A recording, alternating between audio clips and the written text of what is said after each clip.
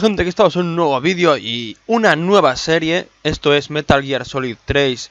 3, no, 3. Snake Eater, como veis aquí, bueno, estoy en el menú principal. Y bueno, seguimos en el universo Metal Gear, ¿no? Vamos a darle caña. Ya está en el canal el 1 y el 2 seguramente cuando esté subiendo esto. Y bueno, vamos a continuar, como digo, aquí con Metal Gear 3. Hemos dado nueva partida y me sale aquí una paranoia. Estoy jugando la serie de Metal Gear Solid por primera vez, ¿no? Metal Gear, ¿me gusta Metal Gear Solid 1? Pues sí me gusta Metal Gear Solid 2, pues sí, me gusta, y me gusta Metal Gear Solid 3, pues bueno, sí, me gustan todos, en verdad, y ahora me hacen elegir una opción, pues elegí el 3, como es el que vamos a jugar, y dificultad, pues bueno, para hacer el let's play creo que vamos a darle a normal, una dificultad decente, ¿no? Ahí, normal. Y nada, deciros, bueno, ya sabéis que Metal Gear tiene bastante cinemática, sobre todo al principio, pero si os interesa la historia, sobre todo de cara a Metal Gear 5, os recomiendo seguirlo, ¿eh? Y vamos a callar ahora un poco. East and West. This marked the beginning of the era called the Cold War.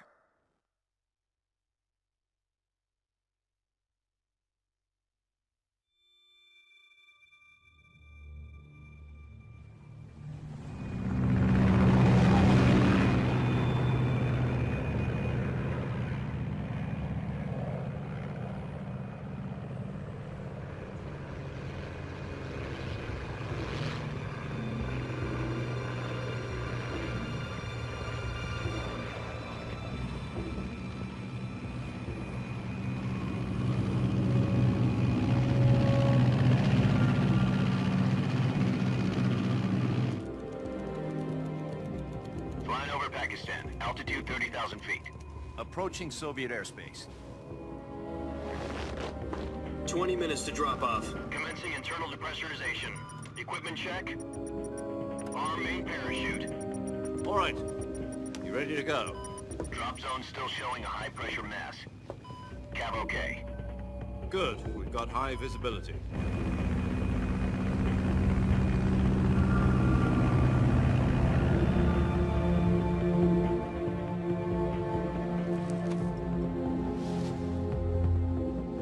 Put out that cigar. Connecting oxygen hose to interior connector. Put on your mask.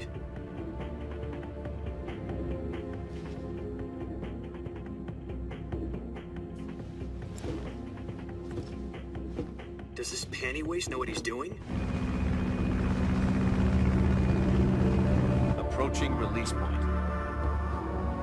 10 minutes to drop off. Hey, are you deaf? He said put out the cigar and put on your mask.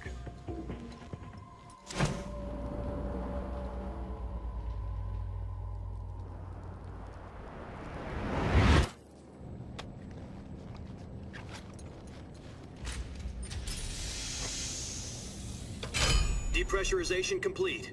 Checking oxygen supply. 6 minutes to drop off. Opening rear hatch.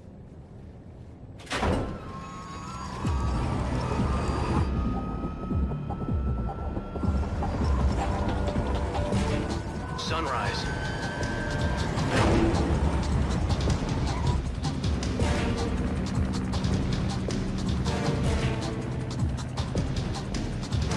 External temperature minus 46 degrees Celsius.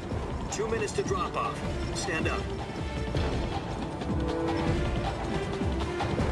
You'll be falling at 130 miles per hour. Try not to get frostbite from the wind chill. 1 minute to drop off. Move to the rear. Activate bailout model. This is one for the history books. The world's first halo jump. 10 seconds to drop off. Stand by. Status okay. All green. Prepare for drop-off. Countdown. 5, 4, 3, 2, 1. Spread your wings And fly. God be with you.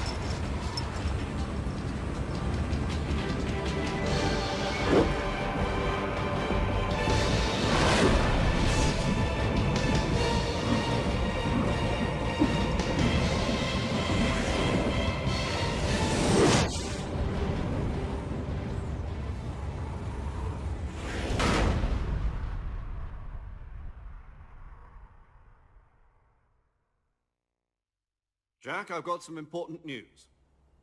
The head of the CIA has finally given us the green light for the Virtuous Mission. Virtual Mission? No, the Virtuous Mission. The future of our Fox unit depends on it. If it succeeds, we'll be officially organized into a unit. Virtuous Mission? Sounds like some kind of initiation ritual. You know, don't get cocky. This isn't a training op. Right. So what exactly is this wonderful mission? Well, about 2 years ago, a certain Soviet scientist requested asylum in the West through one of our moles. His name is Nikolai Stepanovich Sokolov. He's head of the OKB 754 Design Bureau, one of the Soviets' top-secret weapon research facilities, and the East's foremost expert on weapons development. Sokolov? Isn't he that famous rocket scientist? The very same.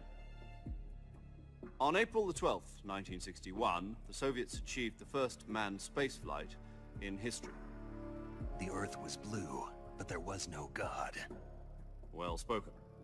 The rocket that carried Yuri Gagarin into orbit was the A-1, known as the Vostok rocket. Sokolov is said to be the man most responsible for the multi-engine cluster used in that rocket. After Gagarin's flight, Sokolov left rocket development to become the head of the newly established Design Bureau.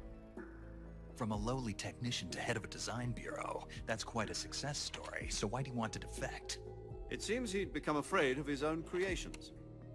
Afraid? Call it a crisis of conscience. And for that, he left his country and his family behind and went over the fence? Not exactly. One of his conditions was that his family was also to be taken safely to the West. We used a mole to get the family out first and succeeded in sneaking Sokolov over the Berlin Wall shortly afterwards. I was the one who conducted the operation. The security on the eastern side was still full of holes back then. Then what? We got Sokolov over in one piece, but the whole ordeal had left him exhausted, and we checked him into a hospital in West Berlin. It took him 2 weeks and more than 600 miles to get from the research facility in the Soviet Union to Berlin. He was in no condition to say anything coherent. And it was only a week later that we had something much bigger on our hands. The Cuban Missile Crisis. October the 16th, 1962, President Kennedy received word that the Soviets were in the process of deploying intermediate-range ballistic missiles in Cuba. The President demanded that the Soviets dismantle and remove the missiles. At the same time, he announced a naval blockade to prevent further missile shipments from reaching Cuba. But the Soviets didn't back down, instead placing their armed forces on secondary alert. Soviet transport ships carrying missiles continued on course towards Cuba.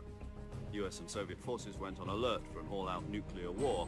Frantic negotiations were conducted through the UN's Emergency Security Council and unofficial channels to end the hair-trigger standoff.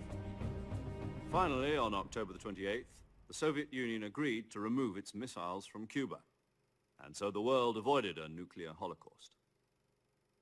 But in order to get the Soviets to pull their missiles out, we had to make a deal. You mean the one where the US agreed to remove its IRBMs from Turkey? No. The Jupiter IRBMs deployed in Turkey were obsolete, and we were going to get rid of them anyway. They had no strategic value whatsoever to either the US or the Russians. The Turkey deal was a ruse, a cover story that was fed to the other intelligence agencies around the world. So what did the Russians really want? Sokolov. They wanted us to return Sokolov. You mean the Soviets pulled out of Cuba just to get their hands on Sokolov? That's right. What the hell was he working on? At the time, we had no idea. We were running out of time. It was either give up Sokolov or risk full-scale nuclear war. In the end, we had no choice. President Kennedy gave in to Khrushchev's demand. The next day, I got Sokolov out of the hospital, handing him over to agents on the eastern side. Sokolov kept on screaming, "Save me," until he disappeared from my sight. Then a month ago, we received some new information from one of our moles. About Sokolov? Yes. He was taken back to the research facility and forced to continue working on the weapon in question under KGB supervision. What's more, it's on the verge of completion. So what kind of weapon is it? Something to do with space rockets? No, missiles. Same technology. I guess you're right. We don't know the details, but it appears to be a new kind of nuclear device. For half a year now, the Soviets have been conducting frequent nuclear tests at Semipalatinsk. Something to do with the weapon, I assume. We're talking about a secret weapon so big that Khrushchev was ready to pull out of Cuba to get it back. Is Sokolov still in the facility? No. According to our intelligence, he's in Selino-Yarsk, a place in the mountains about 3 miles to the west that's known as the Virgin Cliffs. The Virgin Cliffs. Nice name for a virtuous mission. They moved him there just recently. Why? Apparently, they're conducting a field test of the weapon, but it's our best chance to get him back. This mission would never have been possible if he was still in the research facility. This is our last chance. Sokolov must have known that too when he contacted us.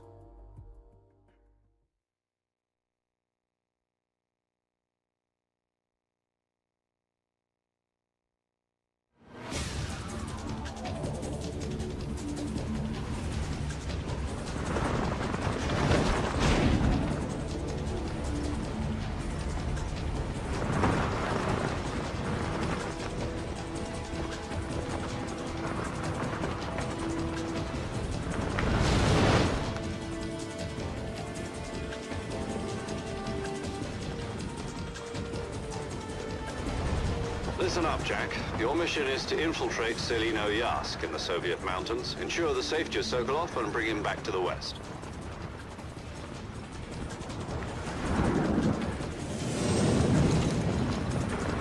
If we don't get Sokolov back before that weapon is complete, we'll be facing a major crisis. The clock is ticking.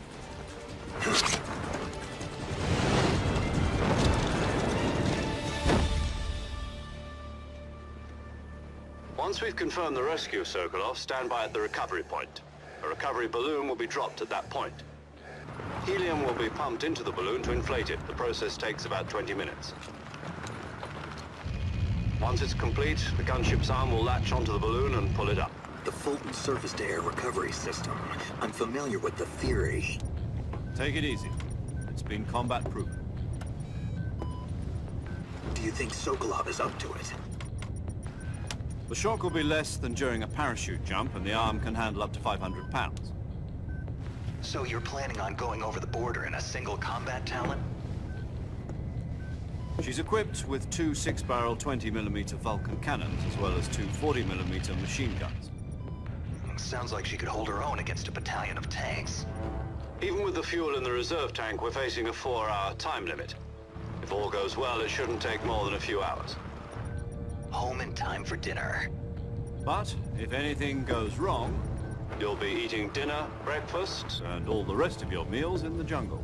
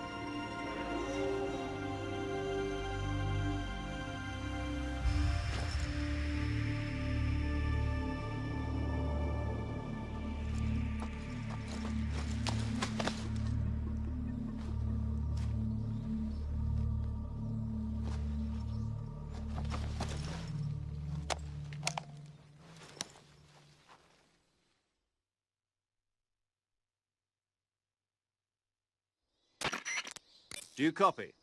You're already in enemy territory, and somebody might be listening in. From here on out, we'll be using code names to refer to each other. Your code name for this mission will be Naked Snake. I'll be referring to you as Snake from now on. You're not to mention your real name. Snake? Oh, you don't like snakes? What do you mean? You've eaten one before, haven't you? In survival training? I'm glad to hear that. I don't know if I'd ever order one in a restaurant, but... Be careful, you might not have a choice. What about you, Major? What should I call you? Let's see. I'll be Tom. Call me Major Tom. This will be a sneaking mission. You must not be seen by the enemy. You must leave no trace of your presence. Is that clear? This kind of infiltration is the Fox unit's speciality. In other words, weapons and equipment are procured on site. That goes for food as well. You're completely naked, just as your name implies. Great.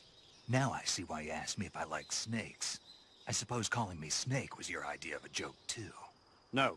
There's a good reason for that. I'll tell you later when the time is right. Gotcha. Getting back to the subject, how exactly am I supposed to feed myself? You've been issued a knife and a tranquilizer gun. Use them to hunt for food. You'll also find some medical supplies in your backpack. Yeah, about the backpack. I lost it in a tree on the way down. I see. Well, you'd better go back and get it then. You know where it is? No problem. I can see it from here. It's stuck on a branch. To climb a tree, stand in front of a tree that's covered in ivy and press the action button.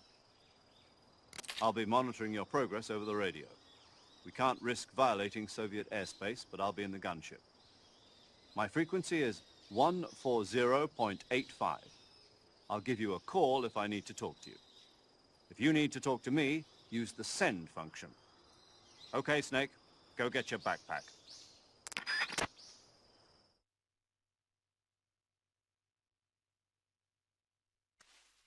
Vale, pues ya estamos aquí. Como veis, no era broma lo de las cinemáticas, ¿no? Pero bueno, como digo, si os interesa os recomiendo verlo porque el juego cada vez se pondrá más interesante, pero que mucho. Ya del principio esto pues la misión virtuosa, creo que como veis ahí o algo así como decían. Y bueno, es más que nada un tutorial ahora, la verdad. Como ahora veis, nos mandan a por la mochila de Pocholo. Estoy aquí un poco haciéndome los controles. Y tenemos que subir al arbolito este, creo que era, ¿no? A ver, vale. Vamos a escalar ahí a tope, venga. Claro que sí, aquí en medio de la jungla. Bien, ya tenemos la mochila, ya está, fácil. ¿Y ahora qué? Llamadita, bueno. A ver ahora qué. ¿Cuánto están dando la lengua aquí? I see you've retrieved your backpack, Snake. To equip a weapon, it's necessary to take it out of your backpack. In the survival viewer, choose Weapon from the backpack. Your available weapons will be displayed in a window in the upper left. From that list, choose the weapon you want to equip and press the Enter button. For other equipped items, just do the same thing from Item. Got it.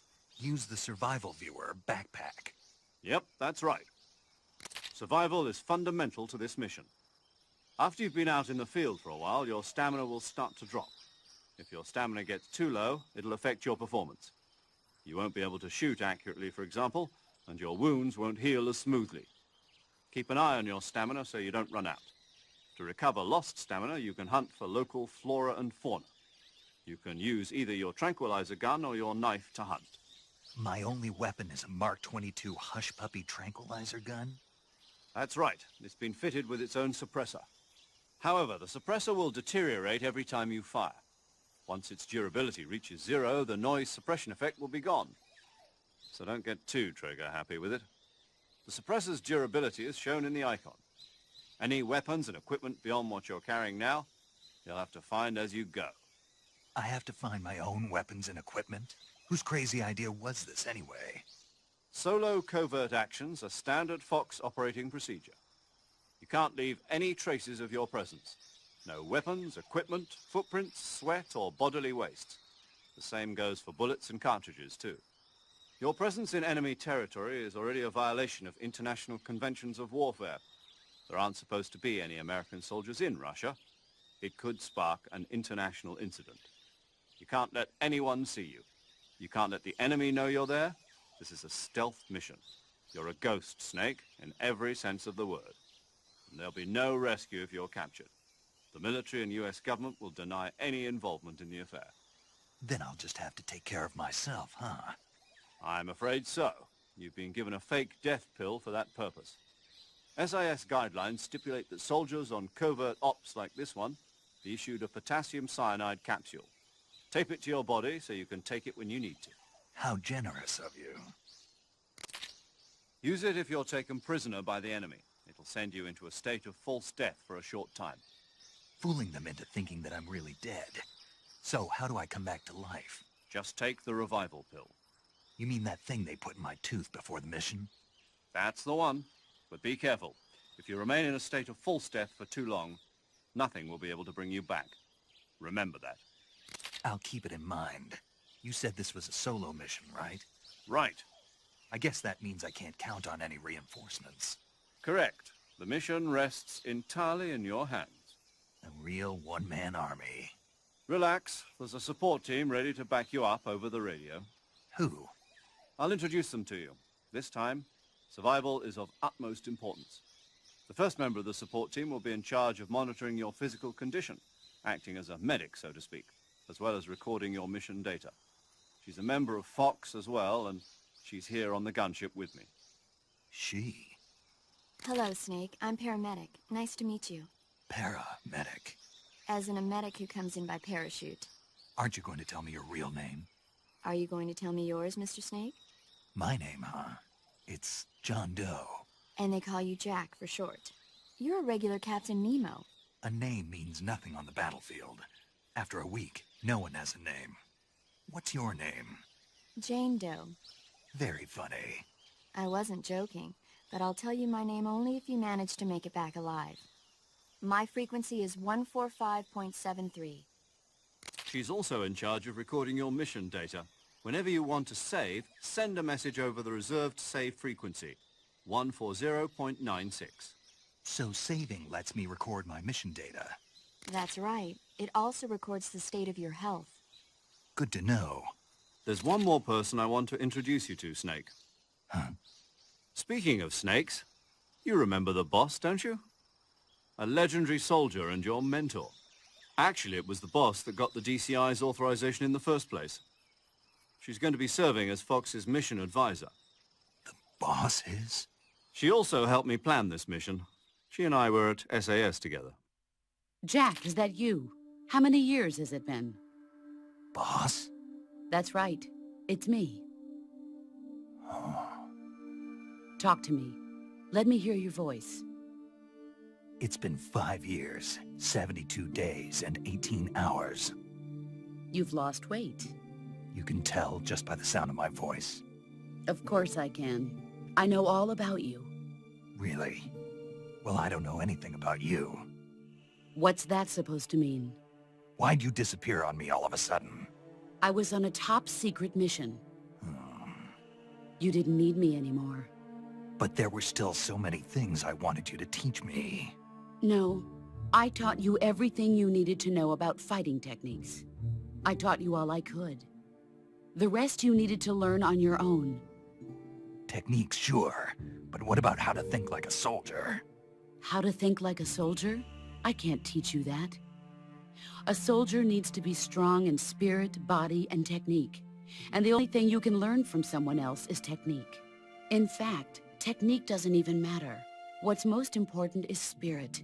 Spirit and body are like two sides of a single coin. They're the same thing. I can't teach you how to think. You'll just have to figure it out for yourself. Listen to me, Jack. Just because soldiers are on the same side right now doesn't mean they always will be. Having personal feelings about your comrades is one of the worst sins you can commit. Politics determine who you face on the battlefield. And politics are a living thing. They change along with the times. Yesterday's good might be tomorrow's evil. Is that why you abandoned me? No, it had nothing to do with you. I already told you, Jack. I was on a top-secret mission. A soldier has to follow whatever orders he's given. It's not his place to question why. But you're looking for a reason to fight.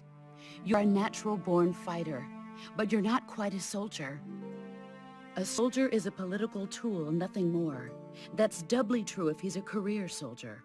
Right and wrong have no place in his mission. He has no enemies and no friends.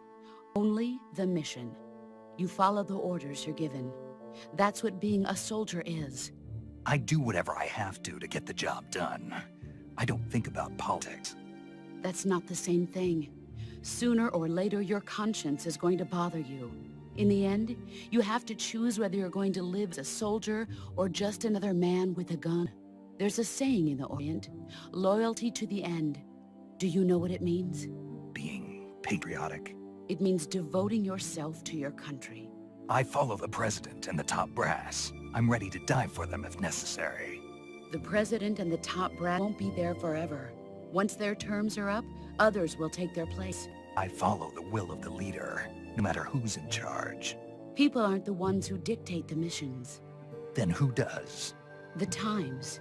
People's values change over time, and so do the leaders of a country. So there's no such thing as an enemy in absolute terms. The enemies we fight are only enemies in relative terms, constantly changing with the times. As long as we have loyalty to the end, there's no point in believing in anything, even in those we love. And that's the way a soldier's supposed to think? The only thing we can believe in with absolute certainty is the mission, Jack. All right, but do me a favor. What is it? Call me Snake. Snake? Oh, right. Your codename is Snake. It suits you well. That's right. The legendary unit that the boss put together during World War II was a snake. The Cobra unit, a group of heroes that brought the war to an end and saved the world. As long as you've got a legendary hero backing you up, you'll be fine. Isn't that right, Snake? Yeah, I can't think of anyone else I'd rather have with me. Oh, and one more thing, boss. Yes? It's good to hear your voice again. Same here. After all, who knows if either of us will make it out alive? Snake, you are always best at urban warfare and infiltrating buildings. But this is the jungle. Survival is going to be key. Those CQC techniques I taught you are sure to come in handy. CQC? Close quarters combat, huh? I've been in the Green Berets for the past few years. I'm probably pretty rusty. Not to worry. I'll be here to help you remember. After all, this is your first actual survival mission. I'll be supporting you over the radio. Where are you, boss? Next to the Major? The boss is communicating with us by radio from aboard a Permit-class submarine in the Arctic Ocean. My frequency is 141.80. Call me if you need my advice on battle techniques. Gotcha. Your mission is to retrieve Dr. Sokolov. Dr. Sokolov is being held in an abandoned factory located to the north of your current position. Avoid heavy combat and don't let anyone see you. Don't forget that this is a stealth mission.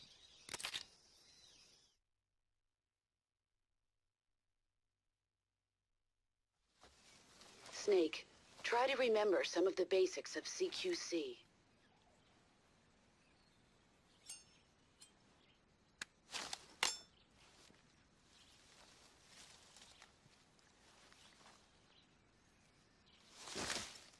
Commencing Virtuous Mission now.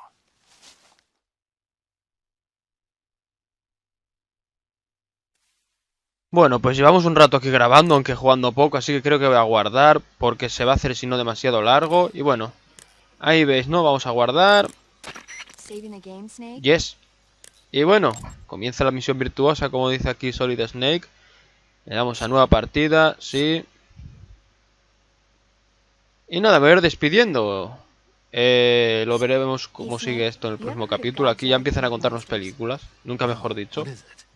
Yo me despido, espero que os haya gustado. Un saludo a todos y nos vemos en los próximos vídeos. Adiós. Aquí me quedo dándole aquí a los textos, que le di al botón sin querer, para que podáis leerlo, aunque sea, le daré despacio. Bueno, eso, un saludo a todos y hasta la próxima, gente.